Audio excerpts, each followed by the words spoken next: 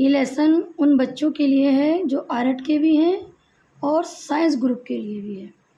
ये दोनों ही ग्रुप के बच्चे इसको आराम से पढ़ें, चाहे वो आर्ट के हों या फिर साइंस ग्रुप के, ये दोनों के लिए ही है।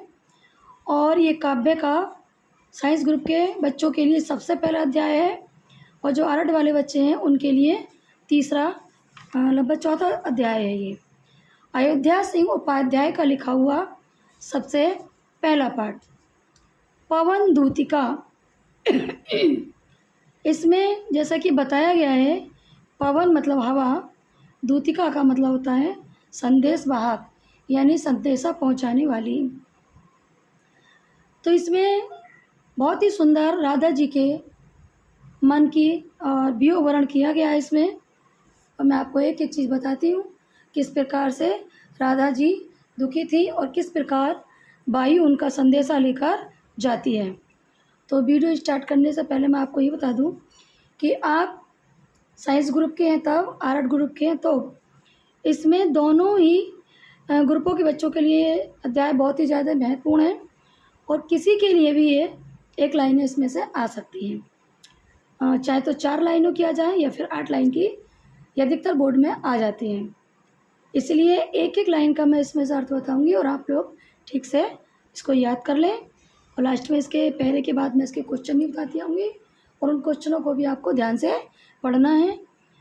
और अगर आपको वीडियो अच्छी लगे तो और बच्चों को भी शेयर कर दें, सभी से बोल दें कि सब्सक्राइब कर लें, उसको लाइक कर दें, ताकि आपको आने वाली और वीडियो भी आराम से प्राप्त हो जाए। देखिए, सबसे पहले मैं आपको ये बता दूँ इस लेसन को स्टार्ट करने से पहले कि इसमें किस समय की गाथा बताई गई है। जब भगवान कृष्ण गोकुल छोड़ के मथुरा चले जाते हैं तो उनके पास, राधा के पास कुछ नहीं होता और वो अकेली पड़ जाती हैं। राधा कृष्ण से बहुत प्यार करती थी और एक पल को भी उनसे अलग नहीं होना चाहती थी। कृष्ण उनसे वादा करके गए थे कि बहुत ही जल्दी लौट कर आएंगे, लेकिन वो बहुत जल्दी लौट कर नहीं आते हैं। तो इसीलिए राधा जी न खाती हैं न पीती हैं और उदास होकर बैठी रहती हैं। एक दिन वो अपने कमरे में बैठी थी और कृष्ण की याद करके रो रही थी। लगातार उनकी आंखों से गंगा जमुना की बारिश हो रही थी और जितनी धरती उनके मतलब बैठी हुई थी, पूरी की पूरी धरती गीली हो गई थी। तभी अचानक खिड़की के सामने से खुशबू भरा हुआ हवा का झोंका आता है और उनको परेशान करने लगता है। उनके चेहरे के बाल, उनके बाल जो उनके चेहरे को ढकने लगते हैं और वो बार बार बालों को संभालती हैं, लेकिन पवन बार बार आकर के उनको परेशान करने लगती है। तो उन्हें राधा जी को पवन पर ही गुस्सा आता है और क्या कहती है, देखिए। बैठी खिन्ना एक दिवस में गे मैं थी अकेली, यानी इसमें लेखक कहता है कि एक दिन राधा जी, खिन्ना का मतलब होता है दुखी होकर, दिवस का मतलब एक दिन, गे मतलब घर में अकेली बैठी थी। तो एक दिन राधा जी दुखी होकर अपने घर में अकेली बैठी थी। आके आंसू द्रग युगल में थे धरा को भिगोते, और लगातार उनकी आंखों में आंसू आ रहे थे जो धरती को गीला कर रहे थे। आई धीरे इस सदन में पुष्प सदगंधों को ले, तभी बड़ी तेजी से हवा का झोंका आता है और उस हवा के झोंके के साथ पुष्पों की खुशबू भी आती है। कहती है जब मन खुश होता है तो सब चीज़ अच्छी लगती हैं, लेकिन मन दुखी होता है तो कोई भी चीज़ अच्छी नहीं लगती। तो राधा जी को पुष्पों की खुशबू भी अच्छी नहीं लगती और क्या कहती हैं वायु से, प्रात बाली सुपवन इसी काल यातनाओं से, कि हे सुबह सुबह की सुंदर वायु, तू ये बता क्या तेरा मन भी बुरा हो गया है? आखिर तू इतनी तेज आकर मेरे चेहरे को क्यों परेशान कर रही है, क्यों मेरे बार बार सर में दर्द कर रही है आकर के, यानी मुझे तेरी कोई ज़रूरत नहीं है। और क्या कहती है, संतापों को विपुल बढ़ता देख के दुहिता को, गुस्से में राधा जी हवा से कहती है कि ये बता तो मुझे कि मेरे दुख को बढ़ता हुआ देखकर तो मुझे और दुखी करने की कोशिश कर रही है। बढ़ता देख, संतापों को यानी मेरे हृदय का दुख बढ़ता हुआ देखकर मुझे और दुखी करने की कोशिश कर रही है, अर्थात मैं तो वैसे ही दुखी हूँ तो मुझे और दुखी करने की कोशिश क्यों कर रही है। धीरे बोली साधुक उससे श्रीमती राधिका हूँ, बड़ी धीरे से राधिका जी उस हवा से कहती है कि ये बता, मैं तो वैसे ही दुखी हूँ, रो रो के पागल हो गई हूँ, कृष्ण विरह में तू मुझे परेशान क्यों कर रही है? प्यारी प्रात पवन इतना, तू क्यों मुझे है सताती? सुबह सुबह की प्यारी वायु, तेरा काम तो लोगों को प्रसन्न करना है, तो फिर तू मुझे क्यों सता रही है? ये तो बता दे, क्या तू भी है कलुषित हुई काल की कुर्ता से? इस संसार में सब लोग तो कलुषित हो गए हैं, मेरी बात को कोई नहीं मानता, तो क्या उन्हीं की तरह तू भी कलुषित हो गई है? अर्थात तेरे मन में भी कालापन जाग गया है। इस पहले दोहे में राधी जी यही कहना चाहती है। अब इसमें 4-5 क्वेश्चन आपके पूछे जाएंगे। एक पैरे से कम 6 क्वेश्चन पूछे जाते हैं। इसमें पहला क्वेश्चन आपसे पूछा जा सकता है या तो पाठ का नाम या फिर लेखक का नाम। तो इसमें अयोध्या सिंह उपाध्याय हरिओ जी की ये आपका कथा पवन दूतिका है, और उसके लेखक जो हैं आपके अयोध्या सिंह हैं, और इसके पाठ का नाम है आपका पवन दूतिका, जैसे कि आपको अभी दिखाई दिया गया है। अब इसमें दूसरा आपका क्वेश्चन आ सकता है कि एक दिन दुखी होकर घर में कौन बैठी थी? तो राधा जी बैठी थी। तीसरा क्वेश्चन पूछा जा सकता है कि राधा जी को परेशान करने के लिए कौन आता है? तो पवन यानी कि हवा आती है। अब पूछा जा सकता है इसमें अलंकार कौन सा है? तो इसका अलंकार है मानवीकरण अलंकार। इसका रस श्रृंगार रस है। अगर इसका शब्द पूछा जाएगा, गुण पूछा जाएगा, तो प्रसाद है। शब्द शक्ति इसकी अभिधा है। भाषा इसकी खड़ी बोली है, और जो छंद है इसमें मक्रांता छंद है, मंदा क्रांता छंद है इसका। तो ये 5-6 क्वेश्चन पूछे जाएंगे। और एक क्वेश्चन आता है आपका, इसकी व्याख्या कीजिए। तो व्याख्या जिस प्रकार से हमने एक लाइन की बताई वही आपकी व्याख्या है, और इस व्याख्या को कम से 7-8 लाइनों से कम ना करें। उसके बाद आते हैं दूसरे पैरे की तरफ। ये देखिए, ये है। अब राधा जी वायु से कहती है कि हे वायु, अगर तू मेरे हृदय को थोड़ा तसल्ली देना चाहती है, मेरे दुख में हाथ बटाना चाहती है, मेरे दुख को कम करना चाहती है, तो मेरी बात सुन। तू एक काम कर, मेरा संदेशा लेकर मेरे कृष्ण तक चली जा, और जब भी मेरे हृदय का दुख है मेरे कृष्ण को एक एक बात बता देना। और कहती है कि जब तू रास्ते में जाएगी तो लोगों के साथ कैसा व्यवहार करेगी वो मैं तुझे बताना चाहती हूँ। तो राधा जी पवन से कहती हैं कि तू किस प्रकार से रास्ते में लोगों के साथ व्यवहार करेगी मैं तुझे बताना चाहती हूँ। सुन, जाते जाते अगर पथ में क्लांति कोई दिखावे। कहती है कि सुन वायु, अगर तू जाती है कहाँ? मथुरा में मेरा संदेशा लेकर, और अगर रास्ते में क्लांत का मतलब होता है थका हुआ कोई व्यक्ति दिखाई दे जाए, यानी जब तू मेरा संदेशा लेकर आगे बढ़ेगी और रास्ते में कोई भी अगर थका हुआ दिखाई दे तो क्या करेगी तू? तो जाके सन्निकट उसकी क्लांतियों को मिटाना। कहने का मतलब यह है तू अपने वेग से उसको छूने की कोशिश करना, अच्छा उसके पास जाना और उसकी क्लांति अर्थात उसकी थकान को मिटा देना। धीरे धीरे परस करके गाद उत्पात खोना, धीरे धीरे जाना और अपनी वायु को ठंडा करके उत्पात खोना, यानी धीरे धीरे उसका जो मन दुखी हो रहा हो उसको खुश करने की कोशिश करना। उत्पात खोना, सदगंधों को श्रमित जन को हर्षितों को मनाना। और क्या करेगी तो वायु? अपने अंदर खुशबूदार गंध लेके जाना, फूलों की गंध, यानी अपने साथ सुंदर सुंदर फूलों की खुशबू लेके जाना, और उस खुशबू को थकी हुई स्त्री के पास लेके जाना ताकि वो अपने दुखी मन को प्रसन्न कर सके।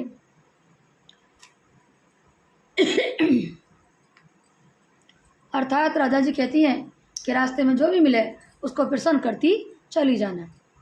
अब यहाँ नेक्स्ट पैरे में राधा जी क्या कहती हैं कि सुन, लज्जाशील पथिक महिला जो कहीं दृष्टि आवे, यानी अगर कोई लज्जाशील स्त्री अर्थात कोई महिला रास्ते में तुझे मिल जाए, कोई भी दिखाई दे जाए, होने देना विकृत वर्षना, विकृत का मतलब होता है तितर बितर, अर्थात उघड़ जाना। तो सुन, इतनी तेज मत चलना कि उस स्त्री के वस्त्र ही उड़ जाएं। यानी होने देना विकृत वतना, तू सुंदरी को यानी उस स्त्री के वस्त्रों को तो इधर उधर मत होने देना, अर्थात उसको इतनी धीरे चलना कि उसके वस्त्र उसके शरीर से ना उड़ पाए। जो थोड़ी सी श्रमिक हो गोद में क्लांतिक होना, और अगर वो भी तुझे कोई थोड़ी सी श्रमिक अर्थात दुखी दिखाई दे तो तू उसके चारों तरफ घूम जाना। अर्थात यहाँ ये बताया गया कि कोई भी इंसान थका हुआ होता हो और उसे थोड़ी सी ठंडी वायु मिल जाए तो उसकी थकान खुद ही दूर हो जाती है। तो यहाँ राधा जी कहती हैं कि सुन, अगर वो स्त्री भी थोड़ी सी थकी हुई दिखाई दे तो उसको चारों तरफ लिपट जाना, अर्थात उसको ठंडाई प्रदान करना। होठों की जो अमल मुख की म्यातलाएँ मिलाना, और अगर उसके होठ कमल जैसे होठ सूख गए हों, किसके कारण? गर्मी के कारण, प्यास के कारण, तो तू इतनी ठंडी होकर चलना ताकि उसके होठ कोमल हो जाएं। कमक मुख म्यालनाएँ मिटाना, कहने का मतलब उसके दुख की उदासी को दूर करना, होठों की जो सूखापन हो उसको दूर कर देना। और क्या कहती है? कोई क्लांत किशन लल्ला, कृषक का मतलब होता है किसान, क्लांत मतलब थका हुआ, ललना मतलब बेटा।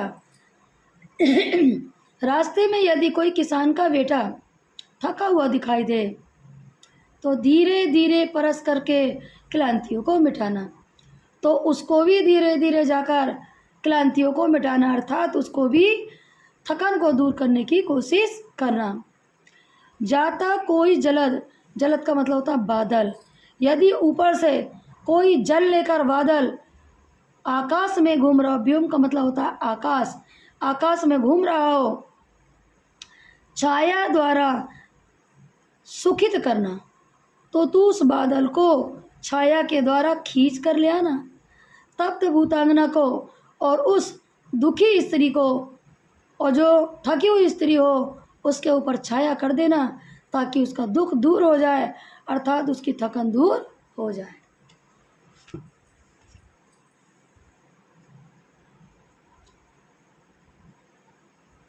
अब राधा जी कहती हैं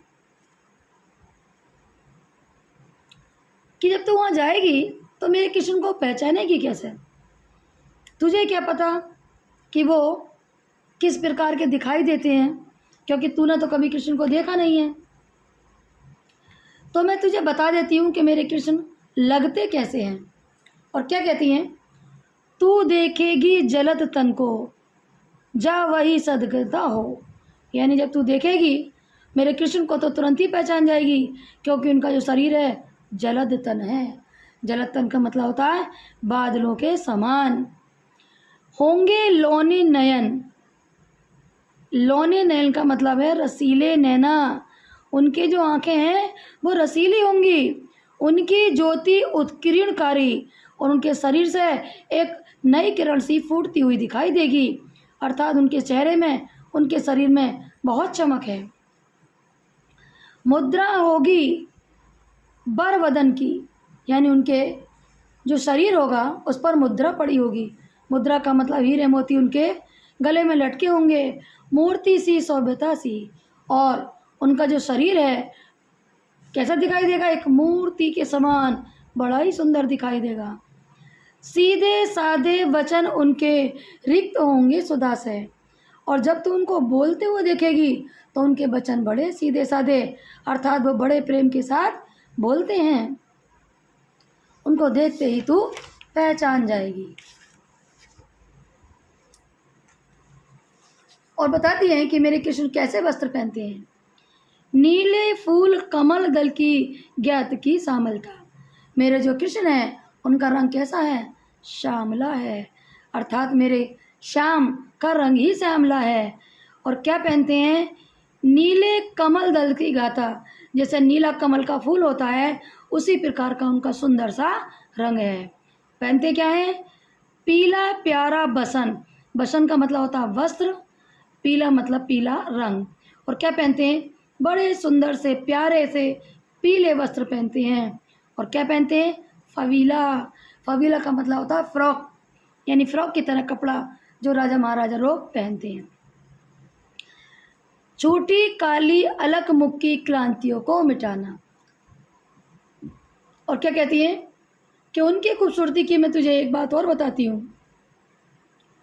उनके चेहरे पर एक काली अलग का मतलब होता लट, उनके चेहरे पर एक काली सी लट छुटी होगी, मुख की क्रांति को है बढ़ाती, जो उनके चेहरे की सुंदरता को और ज़्यादा बढ़ाती है। कहने का मतलब वैसे तो मेरे कृष्ण सुंदर है ही, लेकिन एक जो काली सी लट छुटी हुई है ना उनके चेहरे पर, वो उसकी सुंदरता में और चार चांद बढ़ा देती है। सद वस्त्रों में नवल तन की फूटती सी प्रभा। और इन सारे वस्त्रों को जब वो पहनते हैं तो नवल, नवल का मतलब होता है नए रतन की तरह दिखाई देते हैं। ऐसा लगता है कि कोई फूल से सुंदर सी कली निकल रही हो।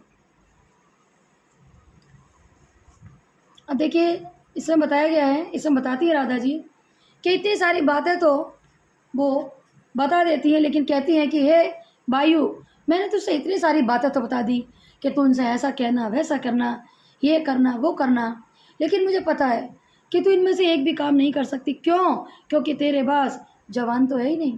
तो अगर मेरी बातें बताएगी भी तो कैसे बताएगी, क्योंकि तू बोल तो सकती नहीं। तो क्या कहती है कि सुन, मैं तुझे कुछ संकेत बताती हूँ, तू बोलेगी तो नहीं, लेकिन संकेत के द्वारा तू मेरे हृदय की बात उन तक पहुँचा सकेगी। और क्या कहती हैं, तेरे में है ना ये गुण जो तू बहता सुनाए। हे वायु, तेरे अंदर ये गुण नहीं है जो तू मेरी दर्द भरी कहानी मेरे कृष्ण को सुना दे। व्यापारों को, प्रखर मति को, युक्तियों को चलाना। तो सुन, मैं तुझे युक्तियाँ चलाना सिखाती हूँ। युक्तियाँ चलाना का मतलब होता है ये चला के सिखाती हूँ कि तू मेरी बातों को कृष्ण तक कैसे पहुँचाएगी। और मेरी बात सुन, क्या कहती हैं, बैठे जो हो निज सदन में प्रेम मेघ सी क्रांति वाले। कि तू अब मेरी बात सुन, जहाँ भी तू जा रही है मेरे कृष्ण को देखना और तू उनके पीछे पीछे जाना।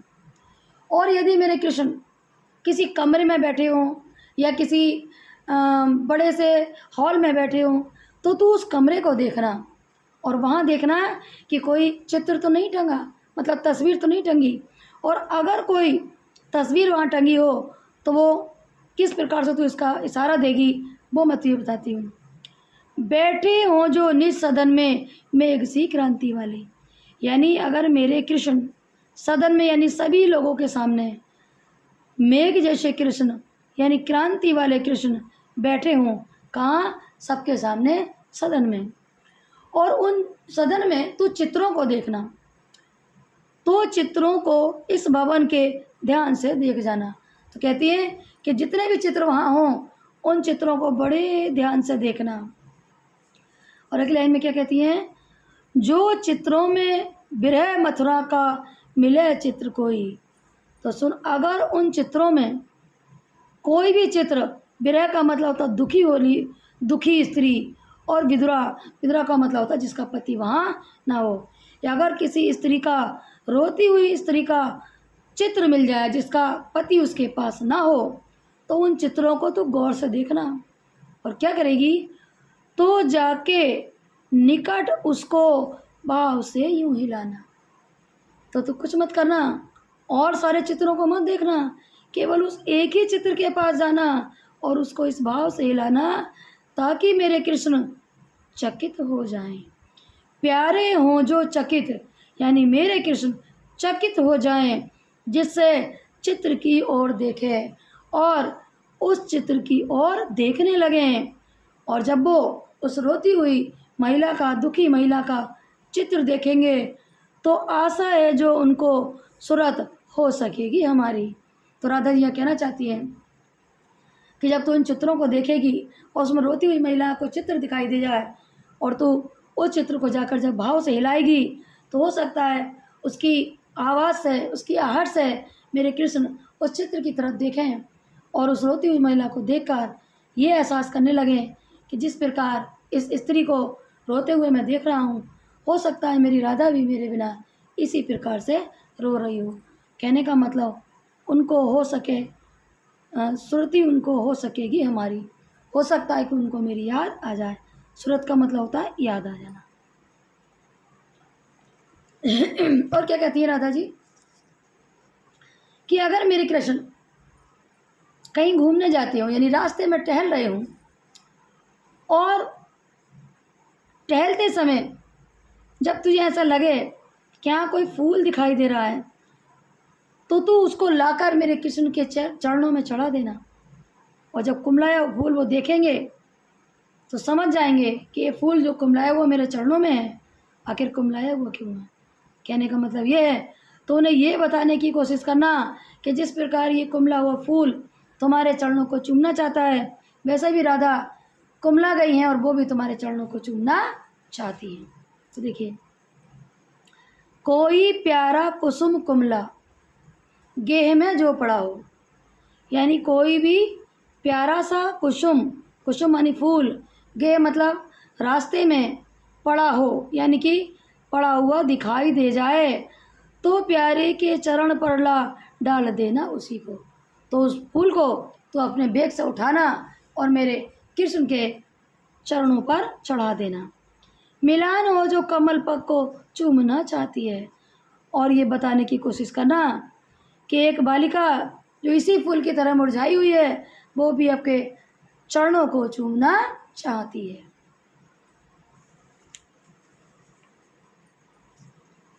अब क्या कहती हैं लाइनों में राधा जी कि यदि मेरे कृष्ण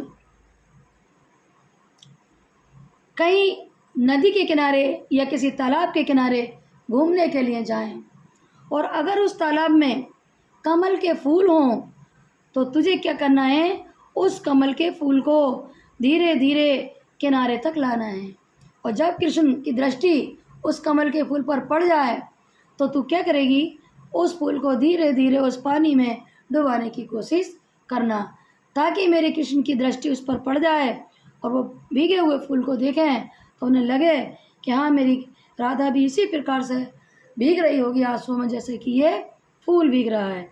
देखिए, लाके फूल कमल दल को श्याम के सामने ही, यानी कहती है राधा जी कि उस कमल के फूल को श्याम के निकट ले आना, थोड़ा थोड़ा विपुल जल में व्यग्र हो डुबाना, यानी अपनी वायु के वेग से थोड़ा थोड़ा यानी धीरे धीरे करके उत्तेजित होकर जल में डुबाने की कोशिश करना।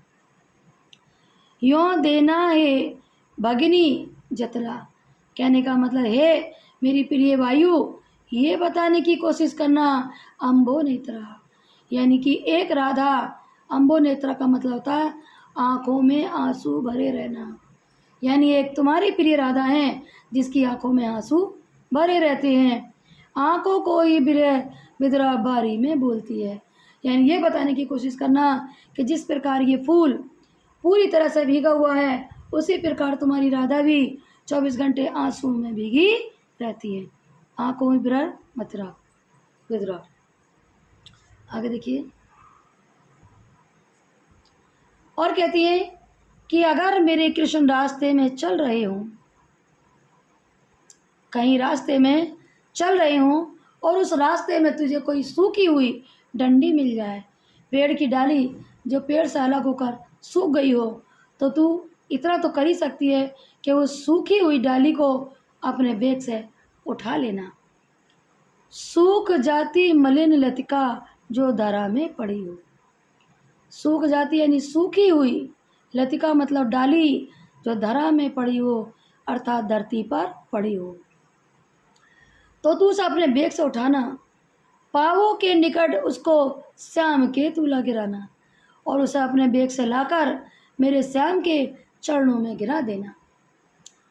यों सीधे से प्रकट करना प्रीति से वंचिता हो, और धीरे धीरे ये बताने की कोशिश करना कि जो जिससे प्रेम करता है वो उसी के साथ रहता है। प्रेत से बचिता, यानी कि जिस इंसान से प्रेम करना उससे दूर हो जाना, कि कोई भी इंसान अगर किसी से ज़्यादा प्यार करता है तो उससे वंचित होकर इसी प्रकार सूख जाता है। मेरा होना अति मलन सूख होते नित जाना, यानी ये बताने की कोशिश करना कि जिस प्रकार डाली से अलग होकर ये लतिका मतलब डाली सूख गई है, किससे अलग होकर, पेड़ से अलग होकर, उसी प्रकार राधा जी भी आपसे अलग होकर लगातार सूखते जा रही हैं। अर्थात जिस प्रकार डाली सूखी हुई है, वैसा ही राधा जी का शरीर भी सूखता जा रहा है। और क्या कहती हैं, कोई पत्ता नवल तरु का प्रीत जो हो रहा हो। कहती हैं कि अगर कोई नए पेड़ का पत्ता पीला हो रहा हो, कहने का मतलब यह है